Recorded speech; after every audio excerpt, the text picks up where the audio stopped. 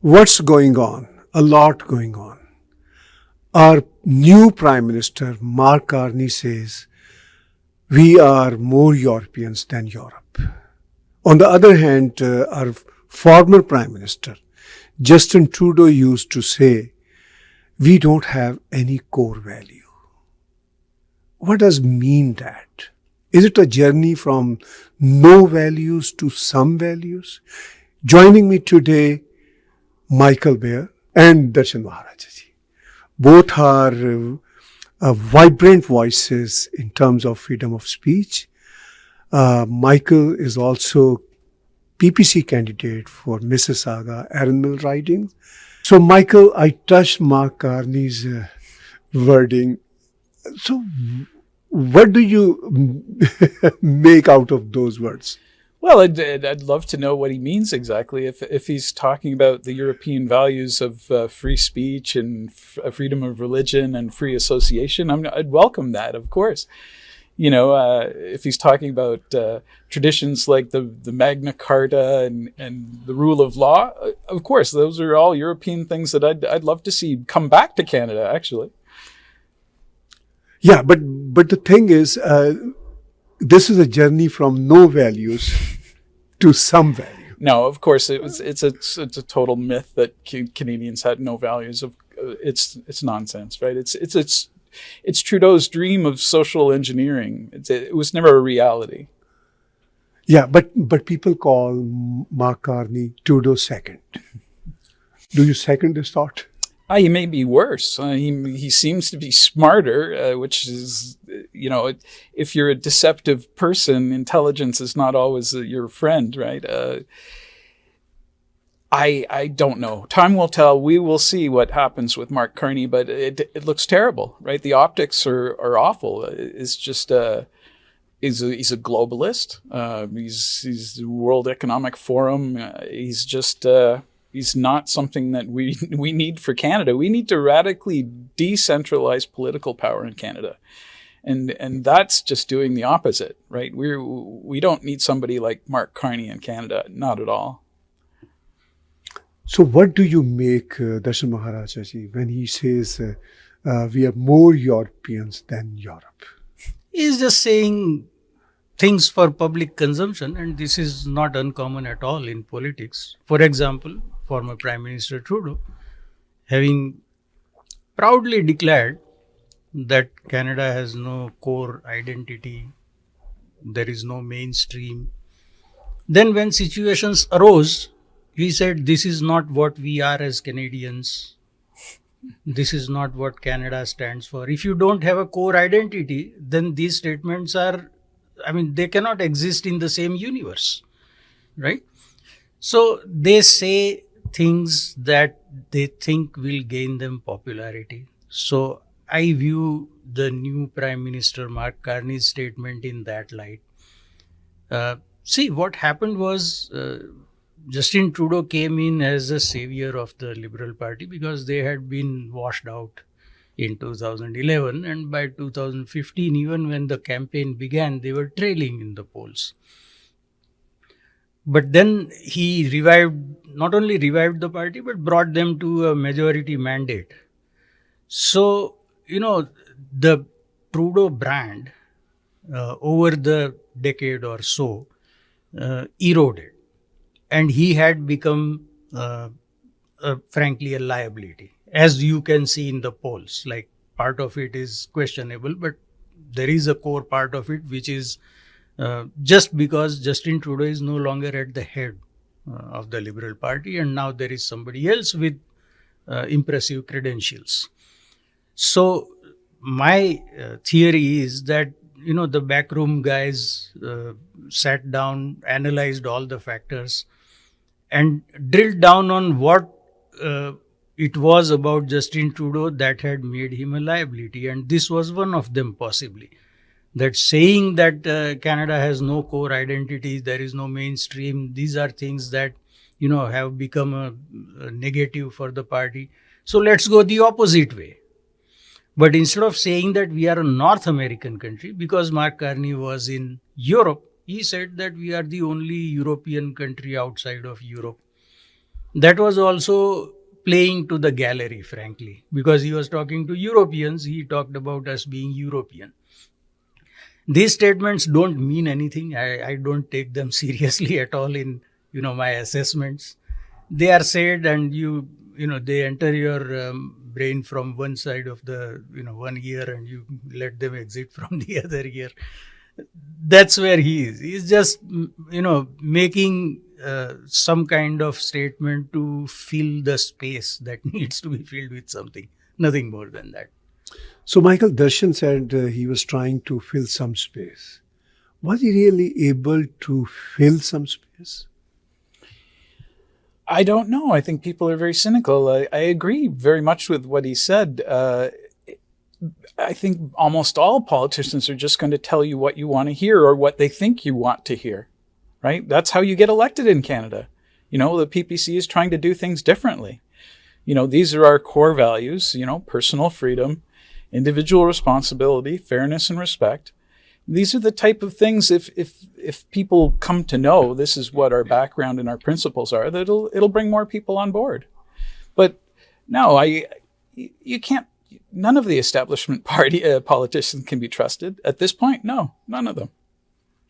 So you said it's hard to, rather impossible to trust all those legacy political parties. And you are a candidate from PPC. I'm a member of PPC as well. And we endorse and buy Maxime Bernier's some ideas, rather most ideas. But what are the prospects of that kind of a politics, which is based on common sense? But unfortunately, common sense is not very common in our society. So what are the prospects of You're right. those ideas? It seems that the common sense is extraordinarily uncommon. I think it's just a matter of what happens with our economy. If Canadians feel the pain badly enough, if they lose their homes, if their businesses are starting to fail, maybe they'll stand up and do something. But it seems that they're just unwilling to open their eyes and see what's happening. Right. But how long would it take Canadians to realize? Well, let's hope it's not before it's too late. Like it's Isn't it's been already too years. late? I've been waiting and waiting for people to wake up for years and years, but it's a slow process, right? I mean, the PPC is one of the fastest growing political parties. We got 800,000 votes in the last election. I mean, it's not nothing, but if people knew about it, we'd have millions of votes, not hundreds of thousands. So that's our job, is to get out there and to educate people and try to reach out, have a dialogue with them, and tell them this is what, if you're interested in learning about the ideas of the PPC, it's right here. It's in our purple book. It's got all of our policies. I'm happy to provide a copy. If you give me your email, I can send it to you. It's worth taking a look, because it'll open your eyes to a lot of things that have been done in Canada that are not really being done properly. Whatever PPC says is almost the stuff what Republican Party, especially mega team, says over there. But in the United States, there is an appetite for such political ideas.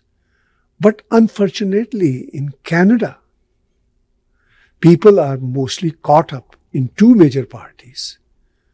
One is Conservative Party, and Conservative Party leader, he was saying, axe the carbon tax. Election slogan, sort of, we were hearing from him. And now we hear from him through his advertisements, Canada will never become 51st state of the United States of America. So based on this slogan, do you think a party can run a campaign, a party can win the hearts of the voters? It's hard to say. I mean, we have a totally controlled media. Our mass media, drowns out any of the independent voices. So, the vast majority of Canadians have no idea who Maxime Bernier or the People's Party of Canada is. That's sad, and we have to change that, but it's the reality. So I really don't know. I mean, I'm optimistic in the long run, but very pessimistic in the short run. I think things could go very badly with people like Mark Carney, and I'd be surprised if the Liberals get elected again. But Canadians just seem to have this sort of insanity where they just keep going back and forth between Conservatives and Liberals, and we have the same problems, and it just keeps repeating itself. It's like the definition of insanity. You're making the same choice to try and solve the problems by the people that made the problems in the first place, right? So are we really going to elect people, the establishment parties that got us into this mess, and do we trust them to solve it? It seems insane. I don't understand it, but here we are. Right. Darshanji, Michael just said that he's optimistic in the long run, but he's passive, stiff in the short run. How do you see the things? I share that assessment, actually. Do we really in a position to have optimism in the long run? Also, I'd like to attach this question. Yeah, I was getting to that. If possible, my definition of short term is longer than his. See, the problem is this, in my assessment, that generally in the Western world, you can say it is no longer possible to create new political institutions. For example, you compare the Aam Aadmi Party of India, right, which came out of nowhere and has gained ground. Whether you agree with them, disagree with them, love them, hate them, whatever, it was possible to create a political institution from scratch. And that's what happened in Germany, for instance. In Germany. That is AFD, a notable example in the Western world. Yes. Where AFD, yeah, and even in France, Marine Le Pen's party, the name escapes me at the moment. But barring those exceptions, it is, even in the US, MAGA had to use the machinery of the Republican Party, right? You cannot start a new political institution and make it viable generally in the Western world. This is my assessment. Now, Mike has been looking at the political side of it. I have looked at the economic side of it. And in fact, this blew up yesterday because day before someone had shared a chart of how the various economies have done, typically the G7 and European. And Canada was dead last in terms of inflation adjusted per capita GDP. Over the last 10 years, our economy has grown by 0.5% total, whereas the US has grown 20.7%. So this reminded me of an article that I wrote in January 2023, where I had come to a conclusion of 0.67%. Now, this one was, I believe, from IMF or World Bank or one of those big institutions. And at the time when I posted my article on Twitter, there was uproar, furious disagreement, saying your data is wrong. I said, I have provided link to the official data. Only the Excel sheet is mine, where I have just put it in place. Then 6 months after that, OECD came out saying our growth rate was 0.80%. Now, yesterday it said 0. So we are basically flirting with 0%. That is today's reality. If you try to look to the future, then all the structural issues like housing affordability, cost of living, job creation, these are the foundations of the economy where you can project how this is going. And my conclusion was that we are done for at least one generation. So if I'm being optimistic, it is for a period after that. That, all that crushing weight of lack of future prospects will finally bring about some public pressure and, change the public mood. Because right now we are stuck in an ideological rut where we find reasons for not doing things like, pipelines for oil and gas or whatever. climate change, carbon tax, whatever the policies, we find excuses for not doing things that will make Canadians more prosperous. That will change probably after one generation has gone through all that grind and then come to a conclusion that ideology cannot trump economic interest. So that's my time frame for being optimistic. It's a very scary situation. So, Michael, when do you expect Mark Carney calling for next election? I'm not sure. I have no idea when he's going to call. Whenever he thinks it's favorable for him and his party. Yeah. Right? That's I think they'll try and delay it probably as long as they can to try and manage the situation a little bit better and to present him to the Canadian public and try and sell him. But I don't know if it's worthwhile speculating on these type of things. It comes, just try to be prepared for it when it comes and move forward. Right, that's all I can do. So, as a candidate for PPC party, obviously you're looking forward to fight all those political parties. So, PPC is doing well in terms of talking about their ideological, points. But what are, frankly, tell us, what are the hopes for PPC? My hopes for PPC? Wow. I mean, it would be nice if there was, some sort of a breakthrough in the media that we could actually get proper and fair coverage.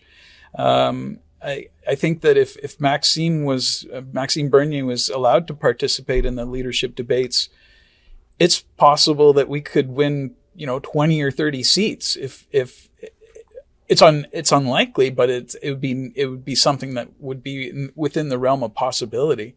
But as long as they're shutting out the leaders from the leadership debates and not giving them any kind of coverage, it's very difficult. But I think I remember once Maxime was allowed to participate in leadership race. Yeah, it was the very first one, right? Yes, that's true. Yeah, because I was the candidate on those days, and I remember. So in this situation of despair, I would say, what are our hopes, especially when we have confrontation from the United States and our politicians are politicizing 51st state notion in our home politics, in our local politics.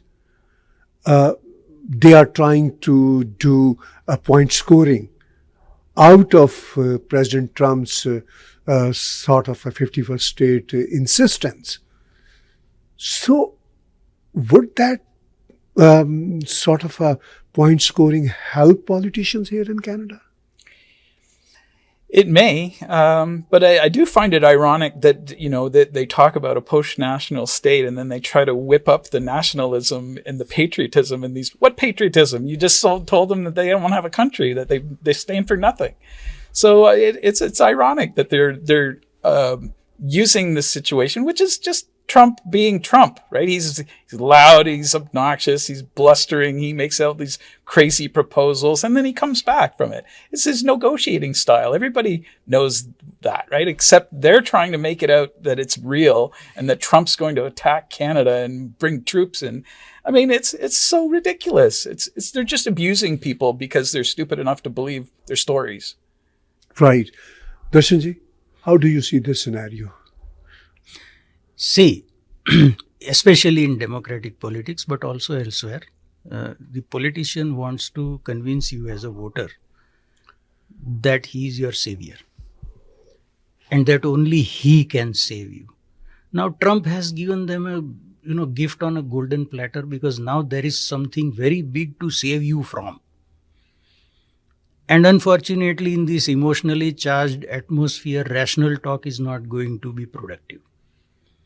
So there is this competitive patriotism where everyone tries to be more patriotic than the other guy. Like yesterday, I saw someone post from Victoria that some Tesla cars had been torched. Now, until last month or maybe last year, owning a Tesla car was the ultimate virtue signal. How quickly things change. Yeah. Because, and I wrote this in my latest article, that the people who are into the current thing,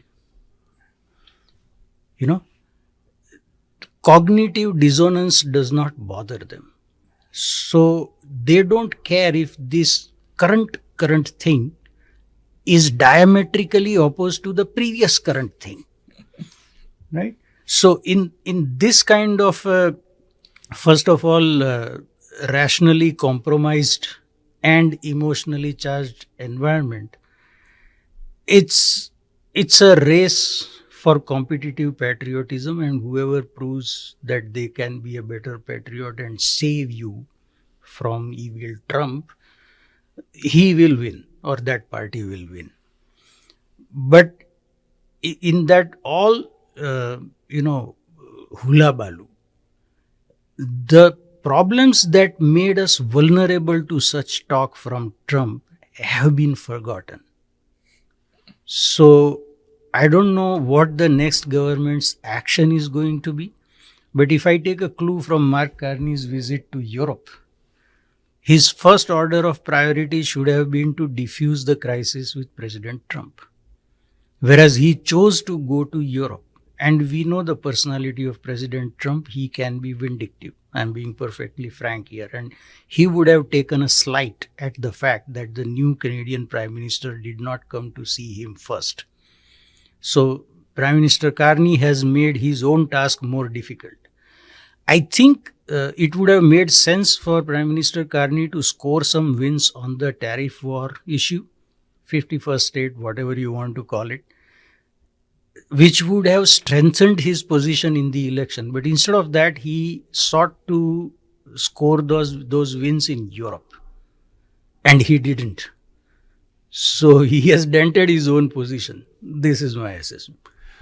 So, Michael, how much threat you see from President Trump's 51st state narrative?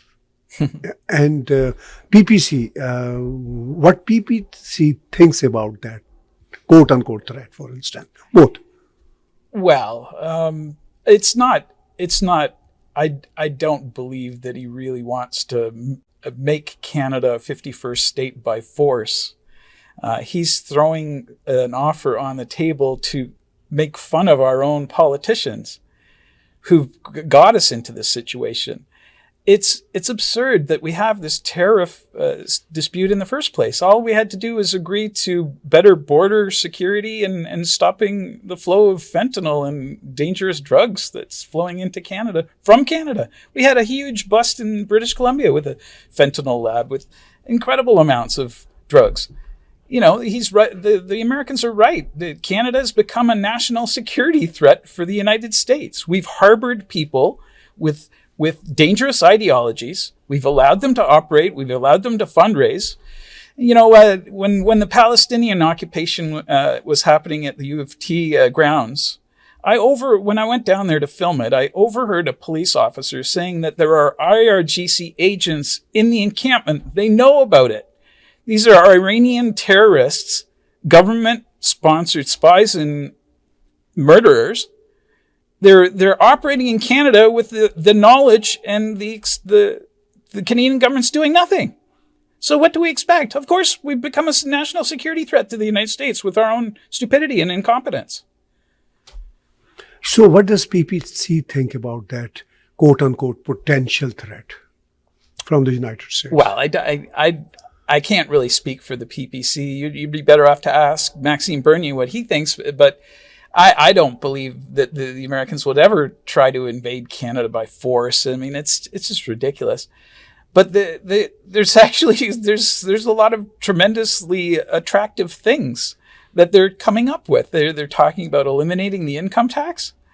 They've got a lot of things that are really going to stimulate the U.S. economy that we're not doing here. It's actually worse than you were saying, because when you factor in inflation, it's probably a negative real rate of growth, right? It's it's astounding. They have destroyed our country over the last 10 years, and we are going to definitely suffer.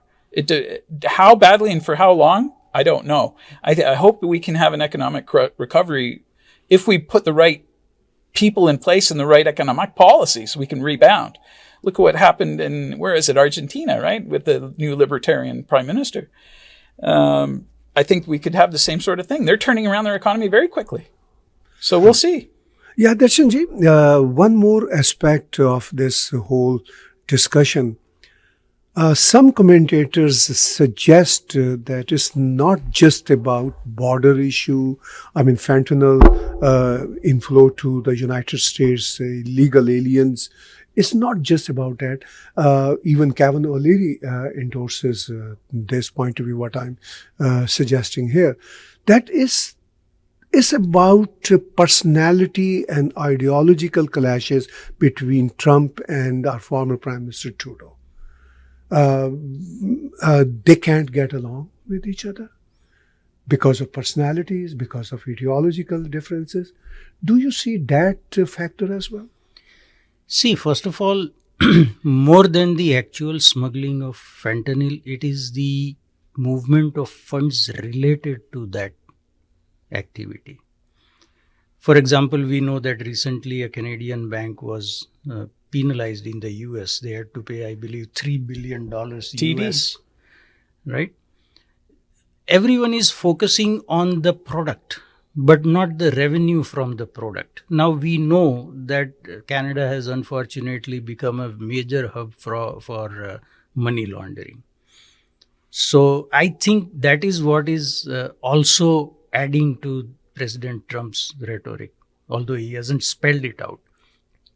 Secondly, I see a lot of people saying that, there's only 1% of the fentanyl going from Canada to US compared to 99% from Mexico. But you cannot judge the volume of trade by the volume of interceptions. We may be intercepting 2%. Right? Maybe we are not intercepting, and given our border, it's something to think about. So, whatever, as he said, whatever President Trump says, that is his opening gambit, and it's always very extreme. And then when you push back hard and negotiate, you think you have scored some wins, but you only end up where he wanted you to be in his mind. So, but instead of taking a rational approach to this, we have gone all emotional because there is election season, etc., etc. Secondly, one thing that he mentioned I wanted to focus on, which is the absence of, balanced voices on the mainstream media. It's because this has become a power structure in itself, and they know that they can make or break someone. So they will promote the ideology that they ascribe to or subscribe to. As a result, a new voice will never get promoted on those platforms. And that is to the detriment of the public, because, it's like Galileo saying that, hey, you know what, the universe does not rotate around Earth. And we are still in the same stage where Galileo was almost burned at the stake. And that's where we are, almost 500 years later. So that is our main weakness that somehow, if we can, we have to overcome. So, Michael, do you also buy Kevin O'Leary and other commentators this commentary that there are personality clashes as well as ideological clashes? Oh, definitely. It's to what extent? Well, Trudeau shows, like, just by his expressions and his statements, that how disgusted he is that someone like Trump could be elected again, right? And what he's showing is a arrogance and a disregard for the will of the people, right? It's anti-democratic in the extreme. And Trump is got as big and blustering as he is, has a thin skin. So he lets people, even insignificant people like Trudeau, bother him. I have no idea why he would do that. I mean, I think it's not rational. You're right about that, which is dangerous, which is unfortunate. considering he is one of the most powerful politicians in the world. But yeah, we are in for interesting times. I think that things will settle down. Hopefully, we'll have some progress in terms of getting the media to present balanced voices. That is a huge problem. I would agree with that. I don't think we can ever progress as a party unless we get fair treatment by the media. Yeah, both things like what we observed in the United States.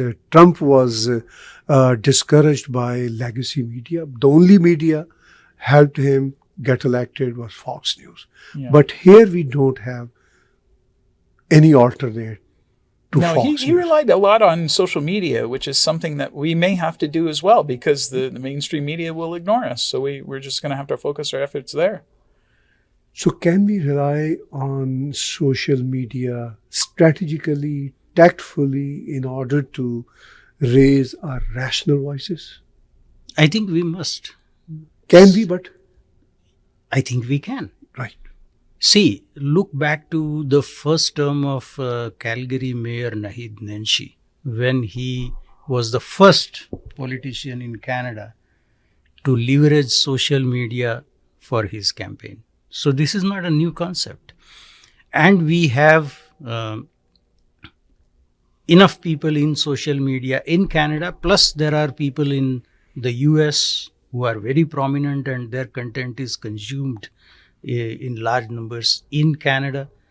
So I think that is the way of the future. As we know, MSM has become too stymied, maybe even fossilized, to really inform Canadians. I'll give you one very simple example where, for some reason I was talking to a friend about healthcare system. This was way back in December 2021, I think. And we were talking about healthcare, and then I decided to look into it, wrote an article. But before I wrote an article, the main finding that I got from OECD website, I tossed it out on Twitter, and then there were a lot of arguments for and against, and I kept replying to all of them. So my article became very comprehensive on what ails Canadian healthcare system. And I mean, a few thousand people read it, but so many of them came to me saying, we never knew about this. Because MSM will not talk about this, right? All the nitty-gritty, the data from official sources, which already exists, but they don't bring it to the public, right? So, first of all, the long-form podcast is very useful, although we are supposed to be in the attention economy. When you have something valuable to say, something that resonates with the audience, they will listen to you for 3 hours. It's not an attention economy, right? So if you leverage as a political party or as, even a common person, if you leverage that power of social media, definitely it is the way of the future. MSM is going to be around, but it will resonate with fewer and fewer people as time passes. Right. So, Michael, you both gentlemen are very optimistic. Given the leadership of two big parties in Canada, I'm not optimistic. Unfortunately, in our conversation, I have to confess this point. So how could Canadians, ordinary folks like myself, be convinced about our better future through our politics, please? You have to go back to sort of fundamental principles. We have to understand what are the legitimate functions of the federal government, and in my mind, we have to keep it very simple. We need national defense, we need a national police service, and we need a national court system. When I talk about radically decentralizing political power in Canada, I mean it. I think that's all the federal government should do. Everything else could be done by the provinces, municipalities, or even better, left up to the individuals themselves, right? We have this strange notion. We need to promote individual sovereignty, not this false national sovereignty that we're trying to whip up right now. It's ridiculous. we need people to be able to resist the political coercion, right? That's guiding us into these terrible mistakes. So if we want a competent and uncorrupted government, we have to restrict it. We have to limit it to its legitimate functions. And right now we don't. We have unlimited government. The government just can't think of enough things that it has to be responsible for. It's an insane situation that we're in, and it has to change. It will change. It's just a matter of time.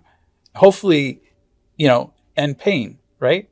And hopefully, not a lot of blood will be spilled, but it may come to that point, right? I mean, in the U.S., they have a saying, the tree of liberty must be nourished from time to time with the blood of patriots and tyrants. And we have a lot of tyrants in Canada at the moment. So we'll see. We'll see what happens. How would you like to take Michael's comments at the next level? I'll pick up on the word that he used, tyrants. Yesterday, I came across two pieces of information. One is that in Vancouver, there is a movement afoot in which the city is participating officially to reduce the consumption of meat and dairy to zero. Talk about being a tyrant, right? That's insane. And the Vancouver Parks Board, which is an elected body, has decreed that in the community centers, patrons of fitness centers can only watch sports channels on the TVs that are on the walls. Talk about being a tyrant, right? The problem is that we have become overly ideological. The individual sovereignty that you talk about is an alien concept. And that has to change fundamentally for our politics to change.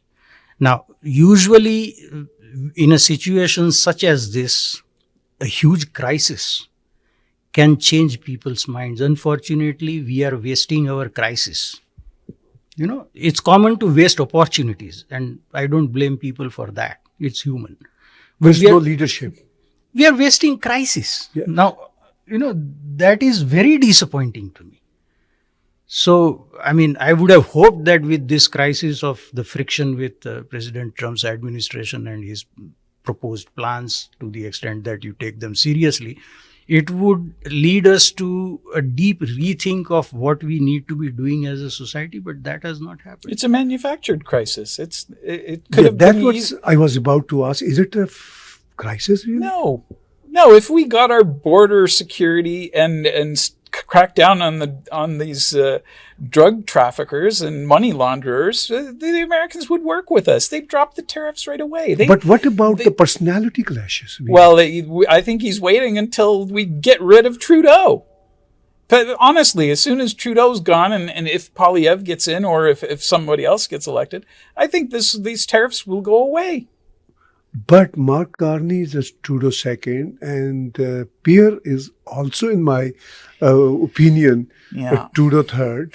So it's a sad situation. He might be right. He may be right. He's just going to keep punishing us until we don't stop electing corrupt establishment politicians. Maybe I don't know.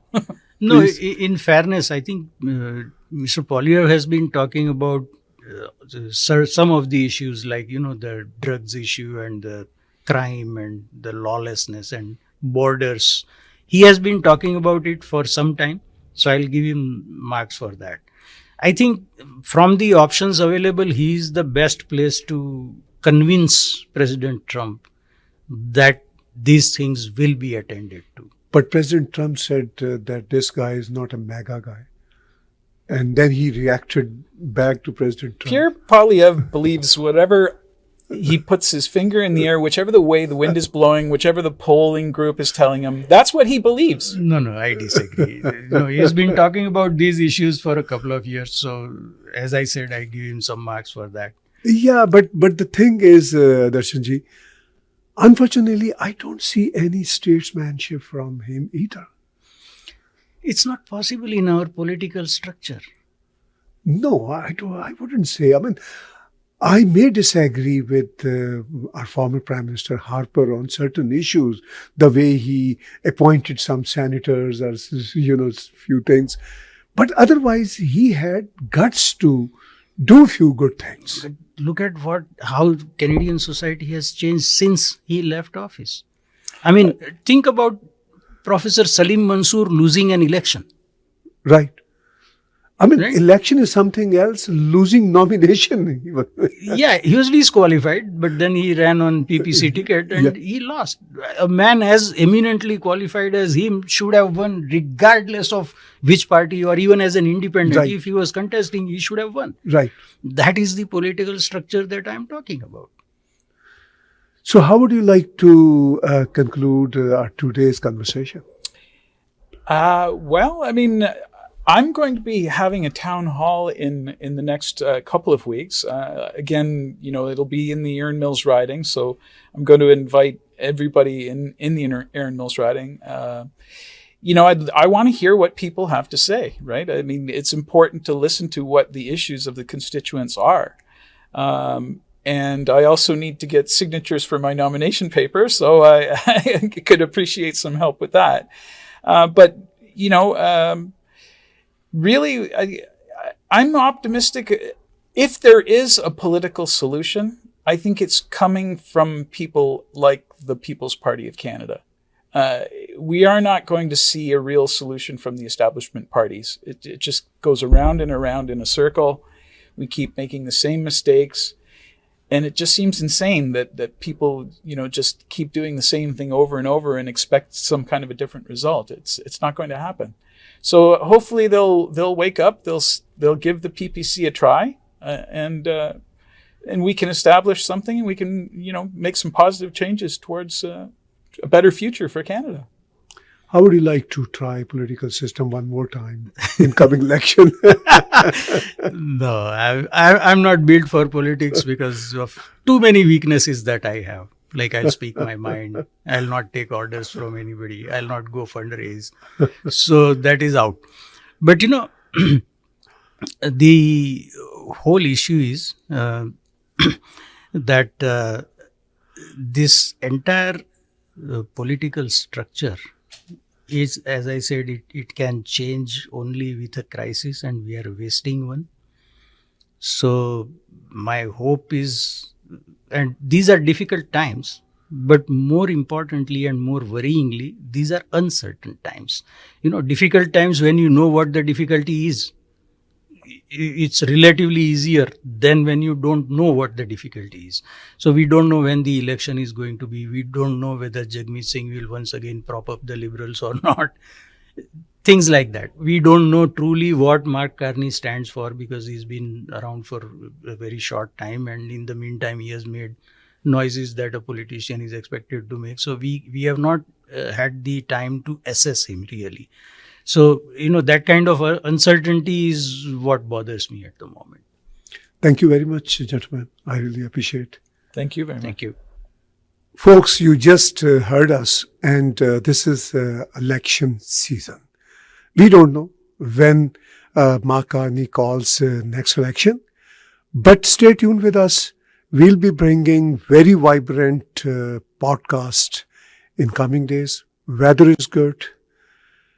Political environment is not great, but we'll in touch with you through our views. Thank you for watching us today.